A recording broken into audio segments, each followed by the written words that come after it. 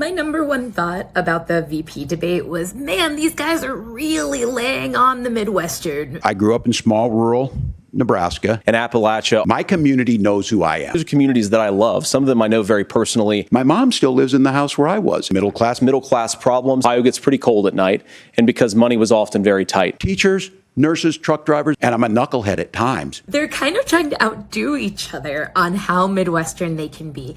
And in fact, their linguistic styles are really similar to each other. These guys pronounce things almost exactly the same way. Middle class, law enforcement. The eastern part of Nebraska, where Tim Walz is from, and the southwest part of Ohio are pretty close in terms of dialect regions, and these are like pretty mainstream guys, right? They're both seen as speaking something like the default, which is kind of shocking compared to Kamala Harris, who is a Black, South Asian woman from California. She does not sound Midwestern, and neither does Trump. He's an old school New Yorker. These Midwestern VP candidates are supposed to make both Trump and Harris seem relatable to what we think of as real Americans, the people in the middle. And so we see them playing that up. Check out this moment where Vance is kind of doing what we call Minnesota nice. And I honestly, Tim, I think you got a tough job here. You've got to pretend that Donald Trump didn't deliver rising take-home pay, which of course he did. It's a fake pity, right? Oh, Tim, you have such a hard job.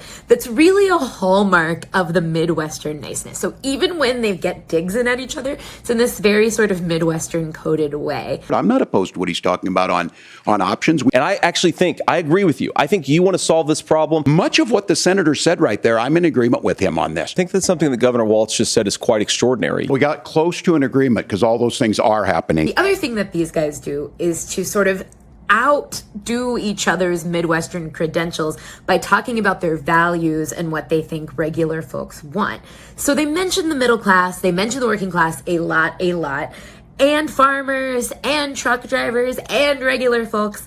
With Walz, he does all of that and even quotes the Bible. Matthew 25:40 talks about, to the least amongst us you do unto me. And for his part, Vance repeatedly talked about his family, the family that he grew up with. I was raised in a working class family. My mother required food assistance for periods of her life. My grandmother required Social Security help to raise me. Both Vance and Walz went out of their way to prove how down to earth and Midwestern they were, and that they're definitely not out of touch coastal folks. I joined the National Guard at 17, worked on family farms, and then I used the GI Bill to become a teacher. We see each of them using different ways of constructing themselves as Midwestern, but the effect is really the same. They're seen as unmarked, their language is seen as unmarked, and their experience is seen as broadly relatable and authentic. That's the brand that each of them are trying to sell in the debate tonight.